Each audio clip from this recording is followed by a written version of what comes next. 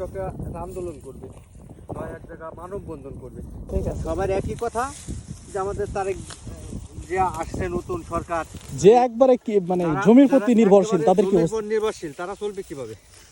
তারপর চলার কোনো গতি তো আমি দেখতেছি না। কামলা নিয়ে এক বিঘা জমিতে 20টা কামলা লাগবে, 20 কাঠা জমিতে 20টা কামলা লাগবে। তাতে যদি 20টা কামলায় 700-800 টাকা বেতন দেওয়া হয়, তাহলে সেই গৃহস্থ বাঁচতে কিভাবে?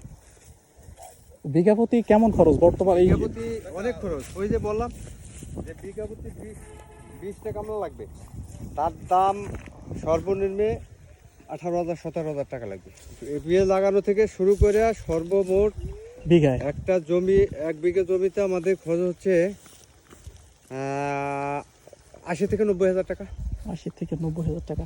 আপনি এই 80,000 থেকে 90,000 টাকা যদি খরচ হয়, সেখানে আমরা ফলন পাইতেছি হয়তো 100 মণ ফলন পাইতেছি, বা আল্লাহ দিলে 100 মণ হবে। কিন্তু এই 100 মণ যদি আমরা 800 টাকা করে বিক্রি করি, তাহলে কয় টাকা হয়? তাহলে তো হলো না। তাহলে কয় টাকা থাকে আমাকে থাকে? তাহলে আমরা এই বিবি বাল বাচ্চা নিয়ে খাইয়ে পরে বাইসে থাকাটা খুবই কঠিন, খুবই কষ্ট। এজন্য ওই পরবর্তীতে আমি একটা করবো, আপডেট করবো যে তারেক রহমানের কাছে একটা আবেদন করার জন্য যে কৃষকদের কি সে আসলে সুদৃষ্টিতে দেখবে কিনা এবং এই বাজারজাত করবে কিনা। ধন্যবাদ আপনাকে।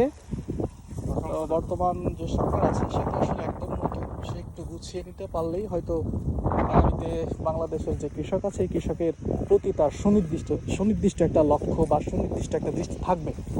এ ছিল কৃষকের মুখ থেকে সরাসরি তার ফসল নিয়ে বক্তব্য।